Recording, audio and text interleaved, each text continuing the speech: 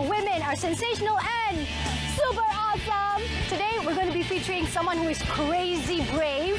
She spills, she thrills, and she makes your heart stop.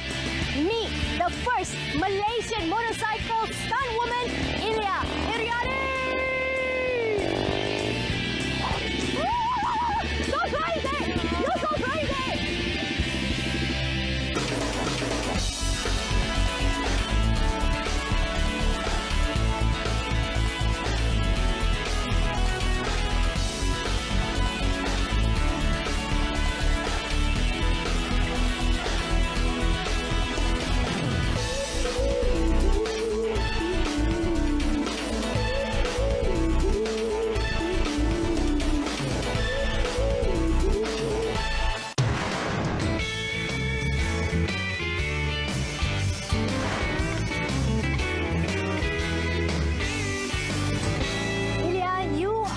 Fascinating and scary to look at one time because it's just crazy whatever it is that you're doing so well, and you've made this into a unique career. Was that something that you've always wanted to achieve? To be honest, that never crossed in my mind to become the only female stunt rider in Malaysia. But then when I discovered this profession, I feel like I fall in love with this profession and I just go for it. People recognize me as title as the first female stunt rider in Malaysia, so I feel really honoured to carry that title. Wow. A lot of pressure also because there's nobody else. That means you have to always be good at what you do. That's so right. Totally right. Totally right. So you've been in the business for like, what, more than 10 years? Yep. And since 2008. Since 2008. How did it all start? Because you initially were supposed to be a marine biologist. What happened to that? Okay, that is my study in USM back in 2008 in Penang, and I discovered about this profession during my first year student. In the meantime, I learned few tricks because I've been recruited into a professional stunt team, and they do a lot of stunt show throughout Malaysia. Wow. Well, I actually use a scooter, just a normal scooter. You just tell them what to do. Yeah, enjoy to ride it with a makeup, beautifully scooter. So, how did your family react when they found out that you are taking this as a career? And for the first 6 months, I need to hide it from my family because I know they absolutely won't allow me to do it. So the only person that I share about this is my sister because I used to share a lot of things with her. And then one day, apparently my sister, she accidentally, my father called me and then complained a lot of things about this, and then the person in charge for my stunt team decided to give a free ticket to both of my parents. Watch you perform. Yes. And then after that, Alhamdulillah, they give me the permission. Green light. You said, okay, you can do this. Yeah. So they're very supportive until today. Yep, absolutely. During the performance, right, when you're doing all these stunts, of course it takes a lot of practice, years and years of it. Were there any moments that goes through your head that, oh, if I cannot do this, what's going to happen to me?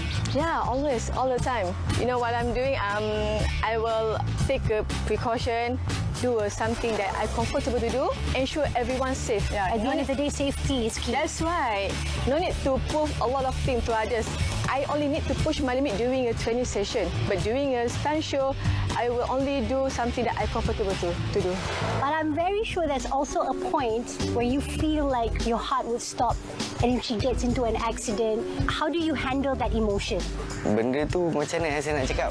Memang jujur, kebanyakan setiap kali dia buat show, kadang-kadang jantung saya tu nak jatuh. Sebab bila kita tak suruh dia buat macam tu, dia sendiri buat. So kita nak marah tak boleh, kan? So kita telan kan. Tak boleh cakap apa pasal? Tak boleh cakap apa. But because she wants to have a good show and she wants to make a good show so that everyone can see how awesome she is. As long dia tahu safety dia macam mana, dia nak jatuh macam ni, dia nak dive ke apa ke, as long dia tahu, okay.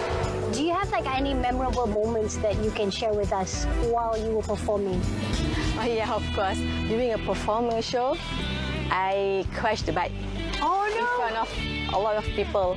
Actually, a dangerous situation. Yeah. It's not supposed to happen, especially when I perform a stunt as a professional stunt rider.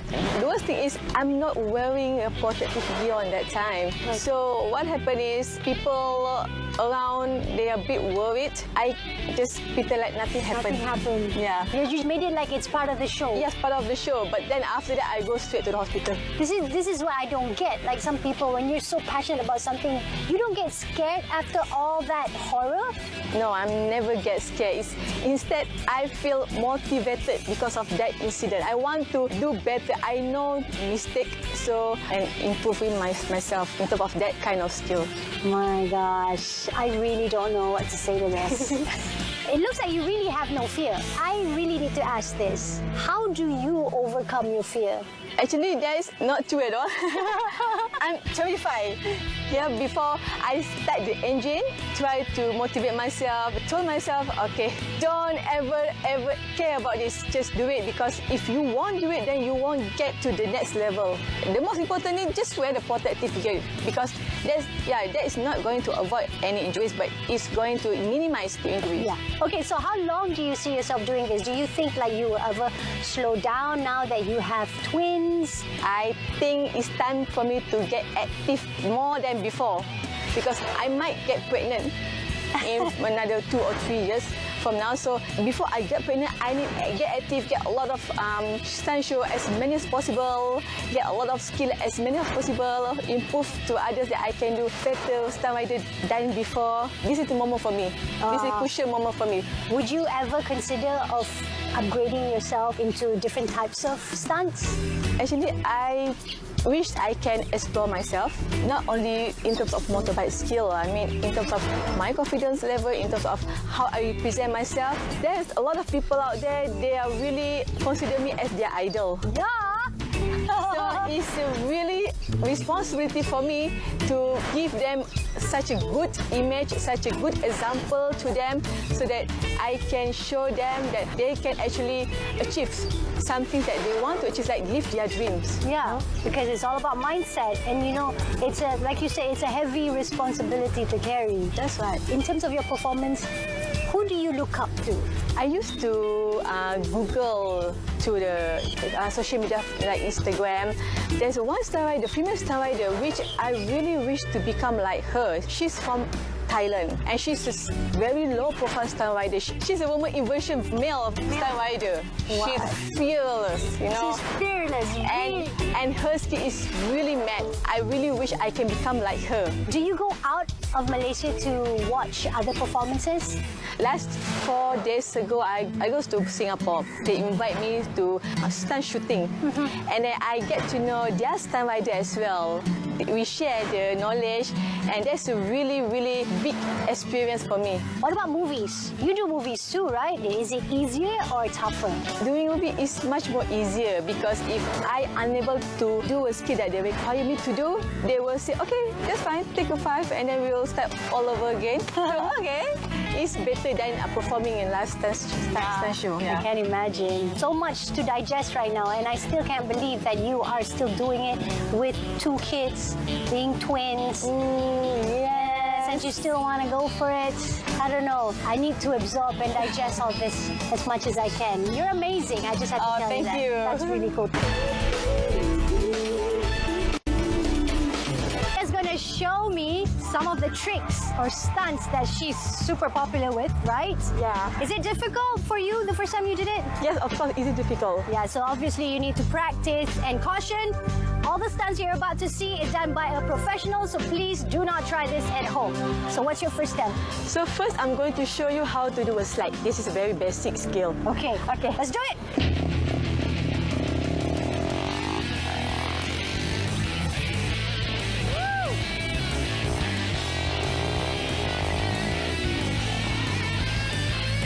That's the slide. Nice, okay, and the next stunt? Okay, the next I will do a wheelie. A wheelie, oh, like that. More like a horse riding thing. Oh, okay.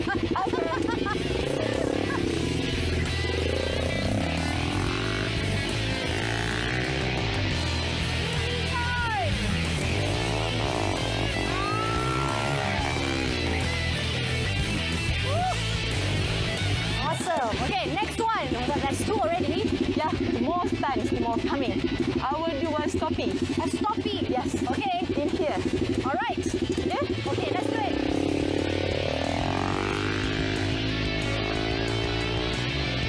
There's a different kind of stoppie now, I'm sure.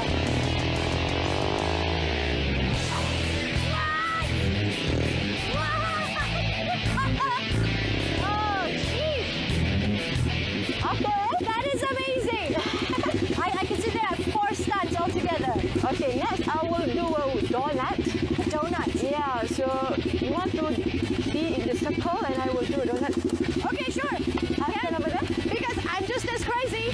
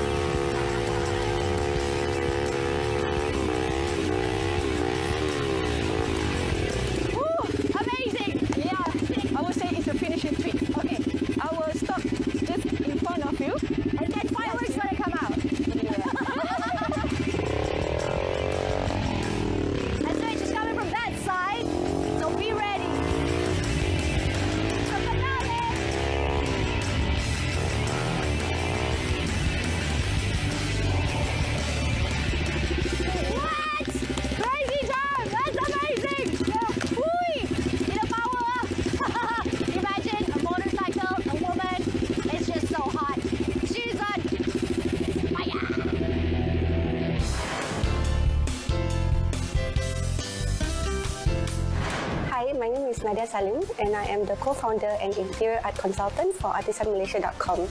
Since 2012, we have helped many homeowners, interior designers, hospitals and offices to create their space to more beautiful and colourful. Interior space can create a happier and healthier energy and also increase productivity and creativity.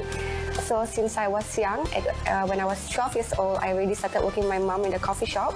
As long as I remembered, I was known as the curry puff girl. So I started working with her, and at first I didn't have a choice, I had to help her. But soon it became like it was a choice that I decided. And at 16 onwards, I worked with her full time. Even though I didn't enjoy it so much back then, but I realized that it has trained me to learn about money and business. And I believe that my problem to start with wasn't about having a clientele. It was really about how do I start from working in the coffee shop to start having an online business. So I needed to learn as quick as possible. So I started to go to seminars and events. That's when I started to learn how to do a website, logo design, video animation. So interior design was just something I picked up along the way.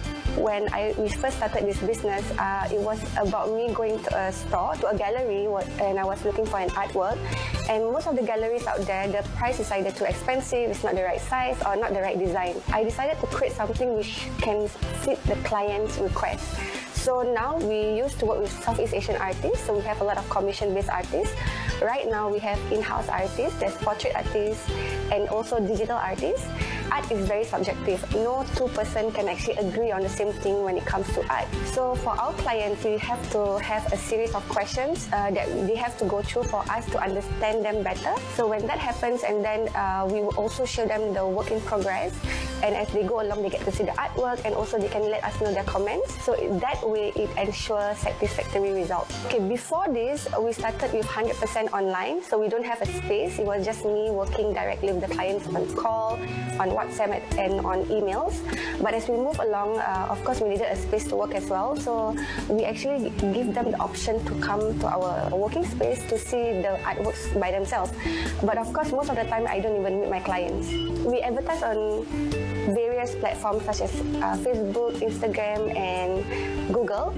So we have to give them a personalized service where we go to their home and offices and help them provide an on-site consultation. So we advise them where to put what design, and what is the size. So we are not like other galleries where you can just buy or grab and go. For us, we do more customization because most of our clients, they are more like specific in what they want. So they just tell us, okay, this is the design that I want, this is the size, and then we get our artists to paint. Okay, for me, it's all about learning how to do sales and marketing, because at the end of the day, no matter where you go in the world, if you have these two skills, you can actually survive, and that is sales and marketing. If you know how to market your product, people will know your existence, and if you know how to sell, you can sell anything.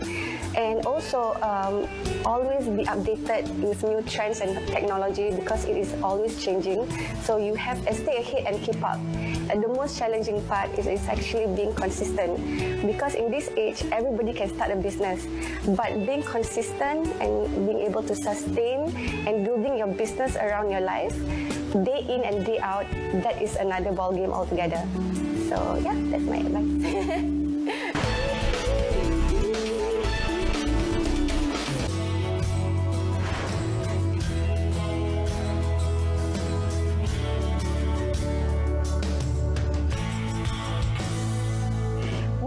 With Ilya for some chill time, and she's invited me to chill with her girls. So, who's who? Okay, this is the first one, Nur Emilia Hasna. Second, Nur Emilia Hasha. I used to call them Ami, Lia, or sometimes Kakak, Adik. You can kind of tell the difference, yeah? So, yeah, for me, it's obviously this is slightly smaller than this one. So this is Ami, Lia. Yeah. Look at, she's so active and she's so approachable. Me, oi. Okay. Oh, alright. So, but seriously, you spend a lot of times on motorcycle, which is pretty stressful, and this is how you de-stress. Yeah. Come back home and hang out with your children. Yes, they are my happiness. They are my place for me to release my stress. Really? Oh, shh. Just to be quiet. I'm sorry, I'm talking too loud. Sit. I will, okay, I will take it down then. But do you have like other activities that you do to de-stress? Frankly speaking, this is my full-time job. I'm a full-time housewife. I see. Yeah, also, so your motorcycle stunt is part-time now. Yes, okay. So if you were to, would you allow your children to actually be like you when they grow up? Yeah, why not? If they're impatient in this industry, I will never stop them, and I will encourage them to do whatever they want to do. How do you actually balance your life, your personal life, and your work? I mean, having twins is no joke. It's crazy. A lot of work. Already you're stressed outside, doing your performance, your stunts, and all that. Yeah. Okay. I'm living in Perak, where my husband work, and most of the time, like weekdays, I will spend my time with my family, with my husband, with my kids in Perak, and then during the weekend, we normally will going back here and leave them to my parents so I can focus myself on the bike. So you would leave them not to go on dates, but to actually focus more on your bike? Yep, that's right.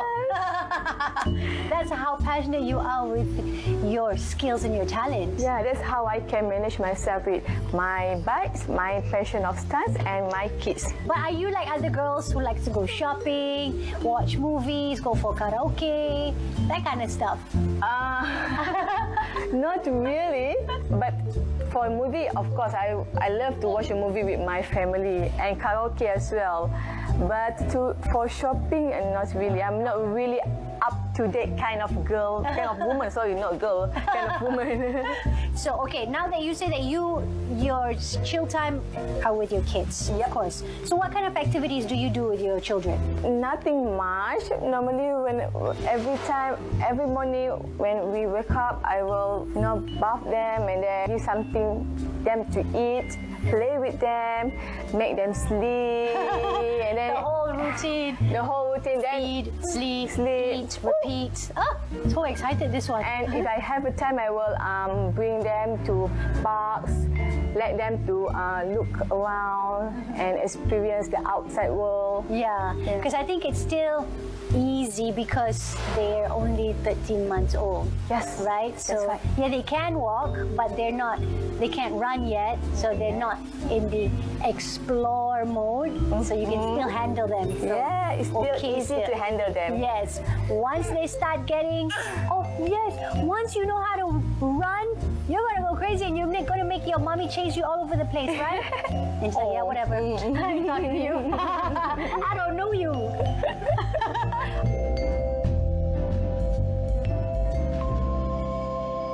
That's all we have for you for today.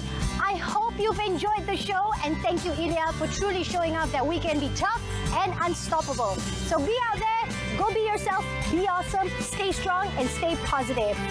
See you on Bravo Bellas. I'm Azura Zainal.